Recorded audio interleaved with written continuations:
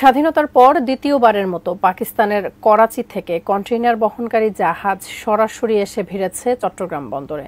প্রথমবার জাহাজটি এসেছিল চলতি বছরের 13ই নভেম্বর। পাকিস্তান থেকে আসা জাহাজে কি কি মালামাল আনা হয়েছে তা এখন সবার আগ্রহের বিষয় হয়ে দাঁড়িয়েছে। তাই পাকিস্তানি জাহাজে কি কি এসেছে বাংলাদেশে তার বিস্তারিত থাকছে ডেস্ক রিপোর্টে। পাকিস্তান থেকে চট্টগ্রাম বন্দরে সরাসরি কন্টেইনার জাহাজ সেবা চালুর পর এবার আরও বড় পরিসরে আমদানি শুরু হয়েছে। MV ইউয়ান জিয়াং ফাজহাং নামের কন্টেইনার জাহাজ চট্টগ্রাম বন্দরে পৌঁছেছে। নির্ধারিত সময়ের একদিন পর জাহাজটি পৌঁছায়। এটি পাকিস্তান করাচি বন্দর থেকে চট্টগ্রাম বন্দরে পণ্য নিয়ে দ্বিতীয়বারের মতো পৌঁছালো। এবার পাকিস্তান থেকে সবচেয়ে বেশি এসেছে পরিশোধিত চিনি এবং খনিজ পদার্থ ডলোমাইট। জাহাজে মোট 811 একক কন্টেইনার পণ্য এসেছে, যার মধ্যে 86% পাকিস্তান থেকে।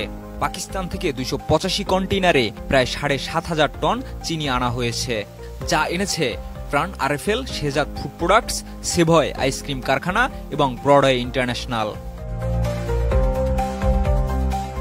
চিনির পর পাকিস্তান থেকে সবচেয়ে বেশি এসেছে ডলোমাইট, যা কাঁচা শিল্পে ব্যবহৃত হয়।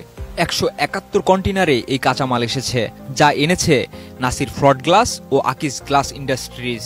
এছাড়া ছোড়া অ্যাশ, কাপড়ের রোল, আলু, আখের গুড় এবং পুরনো লোহা আমদানি হয়েছে। পাকিস্তান ছাড়াও সংযুক্ত আরব আমিরাত থেকে এসেছে খাদ্যপণ্য, খেজুর, লুব অয়েল এবং যন্ত্রাংশ।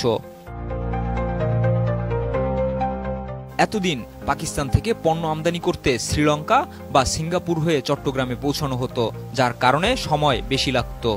তবে সরাসরি জাহাজ সেবা চালুর পর ব্যবসায়ীরা এখন মাত্র 10 দিনের মধ্যে পণ্য পেয়ে যাচ্ছেন, যা রপ্তানিমুখী শিল্পের জন্য খুবই উপকারী। কর্ণফুলী লিমিটেডের সহযোগী প্রতিষ্ঠান রিজেন্সি লাইন্স লিমিটেড জানিয়েছে, সরাসরি সেবা চালুর কারণে কন্টেইনার পরিবহনের হার বাড়ছে এবং রপ্তানিমুখী শিল্পগুলো দ্রুত কাঁচামাল পাচ্ছে। পাকিস্তান ও বাংলাদেশের বাণিজ্যিক সম্পর্কের ইতিহাস দীর্ঘ, তবে এই সরাসরি কন্টেইনার সেবা চালু হওয়া নতুন একটি পদক্ষেপ। বাংলাদেশ ও পাকিস্তানের সম্পর্ক এখন আগের চেয়ে উষ্ণ হয়েছে, যা পাকিস্তান বাংলাদেশ বাণিজ্য সম্পর্কের ক্ষেত্রে এটি একটি বড় পদক্ষেপ হিসেবেও দেখা হচ্ছে। পাকিস্তান থেকে হাই কমিশনও এই সেবাকে দ্বিপাক্ষিক বাণিজ্যের ক্ষেত্রে একটি বড় পদক্ষেপ হিসেবে উল্লেখ করেছে, যা নতুন ব্যবসার সুযোগ সৃষ্টি করবে এবং ট্রানজিট সময় কমাবে। Desk report, ATN news.